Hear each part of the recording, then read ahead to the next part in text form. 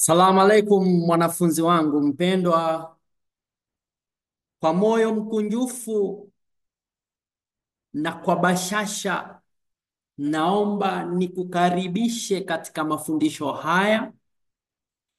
Mie ni mwalimu wako, Mwalimu Mwinyi Masharubu, na pasipo kufuja wakati, naomba tuingie moja kwa moja katika mada ambayo tutaiangazia.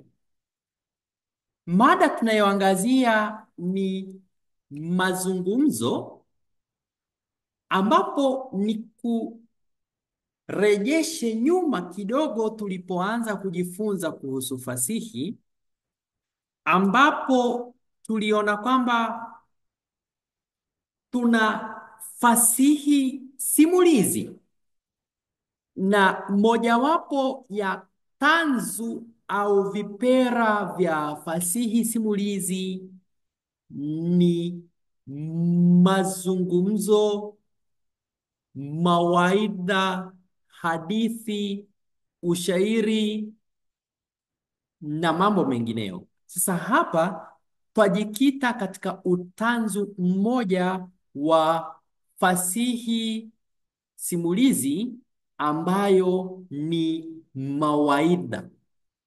Katika muda wa dakika moja, naomba katika mawazo yako, katika fikra zako, tafakari, fikiria, mawaidha ni nini? Mawaidha ni nini? Mhm. Naona unawaza kweli, unawaza kuwazo, unatumia ile ambayo watu waita fikra tunduizi. Fikra tunduizi ni wale Waingereza wanasema critical thinking, fikra tunduizi. Haya, tuanze safari sasa. Nini maana ya mawaidha? Mawaidha ni mazungumzo ambayo hutolewa ili kumpa mtu ushauri au nasaha. Mawaidha ni mazungumzo ambayo hutolewa yakiwa na nia ya kumpa mtu ushauri au kumpa mawaidha. Tupige hatua. Je, mawaidha ya kifasihi huwa yana sifa gani? Huwa yana sifa zipi? Sifa zenyewe ni jinsi ambavyo nimekuandikia pale kwenye skrini au kwenye kiwambo. Naomba tusome pamoja. Sifa ya kwanza ni lugha rahisi na lugha inayoeleweka. Kwa hivyo unapotoa mawaidha ya kifasihi, hakikisha ya kwamba lugha ni sahili, lugha ni rahisi na inaeleweka. Sifa ya pili ya mawaidha ya kifasihi ni mawazo yanayopangwa vyema, mawazo yanayopangwa vizuri. Sifa ya tatu ya mawaidha ya kifasihi ni maudhui yenye msingi. Sifa ya nne ya mawaidha ya kifasihi ni maudhui yanayofundisha. Isitoshe, lazima unapotoa mawaidha ya kifasihi utoe ushahidi na mifano. Ushahidi na mifano. Sifa nyingine ya mawaidha ya kifasihi ni ujumbe unaogusa moyo. Ujumbe ambao unagusa moyo. Kumbuka, unatoa mawaidha. Yule unayempa mawaidha lazima agusike moyo na mawaidha unayompa. toa mifano ya kihisia. Kwa hivyo mawaidha ya kifasihi huwa yanatoa mifano ya kihisia. Isitoshe, tuna miongozo ya kivitendo, na zaidi ya haya ni kwamba huwa mawaidha ya kifasihi yanatoa suluhisho, yanatoa suluhisho.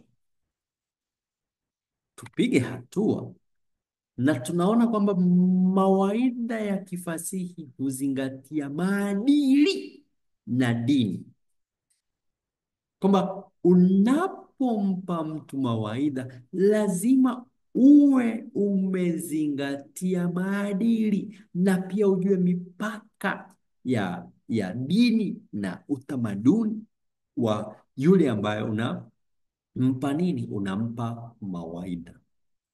Sifa nyingine ya mawaidha ya kifasihi ni kwamba huwa na mtiririko wa mantiki, na sifa nyingine ni kwamba huwa mawaidha yanaheshimu wasikilizaji. Lazima umpae mawaidha, umwoneshe na umdhihirishie kwamba unamheshimu, unamstahi, unamthamini. Tupige hatua, tuzame sasa katika vipengele muhimu vya mawaidha. Vipengele muhimu vya mawaidha, kipengele cha kwanza ni kwamba mawaidha huwa na utangulizi, na kwenye utangulizi unaanza kwa inayovutia na kunasa hisia na usikivu wa msikilizaji ama wasikilizaji. Waweza ukatumia nukuu ya kuvutia, unaweza ukanukuu, au pia waweza ukaanza kwa kijihadithi kifupi ambacho kitanasa hisia za wasikilizaji wako. Kisha tambulisha mada ya mawaidha kwa uwazi na kueleza kwa nini ni muhimu. Kipengele cha pili cha mawaidha ni mwili wa mawaidha, kwamba yale mawaidha huwa yana sehemu ya pili ambayo ni mwili. Kwenye mwili unawasilisha hoja kuu zinazounga mkono mada kuu ya mawaidha. Isitoshe, tumia mifano halisi, tumia hadithi mle ndani na ushahidi ili kuimarisha hoja na kufanya ujumbe uwe wazi zaidi. Kwenye mwili pia toa ushauri wa kivitendo unaoweza kufuatwa na wasikilizaji katika maisha yao ya kila siku. Kisha sehemu ya mwisho ni hitimisho. Mawaidha huhitimishwa kwa kusisitiza hoja kuu zilizowasilishwa na kutoa wito wa utekelezaji, kwamba unatoa ni kama muhtasari wa zile hoja kuu ambazo umeziwasilisha ulipokuwa ukitoa mawaidha, halafu unatoa wito kwamba yale ambayo umewapa mawaidha na nasaha na wosia na waadhi uweze kufanya nini? Kutekelezwa, kwamba wasipuuze, waweze kutekeleza, wasitelekeze. Nipate hapo, unawapa wito kwamba wasitelekeze, bali watekeleze mawaidha. Alafu kwenye hitimisho unastahili kutoa shukrani kwa wasikilizaji wako kwa muda wao, usikivu wao, ustahimilivu wao, nidhamu zao, na hata kuitika mwito, manake ungewaita halafu wakose kuitika mwito. Mwanafunzi mpendwa, wahenga hawakukosea waliposema kwamba kilicho na mwanzo hakikosi kuwa na mwisho. Naomba kwa heshima kubwa sana tuweze kutia kikomo cha mafunzo yetu ya leo hapo, na tutazidi kupatana kwenye njia hii ya mafunzo ya mitandaoni. Naomba uweze kuwasambazia marafiki zako, wanafunzi wengineo video hii, ili wao pia waweze kufaidika na kunufaika na mafunzo haya ya mtandaoni. Nimekuwa mwalimu wako, mwalimu anayekupenda, mwalimu anayekuenzi, mwalimu anayekuthamini, mwalimu anayekutakia mema, Mwinyi Masharubu.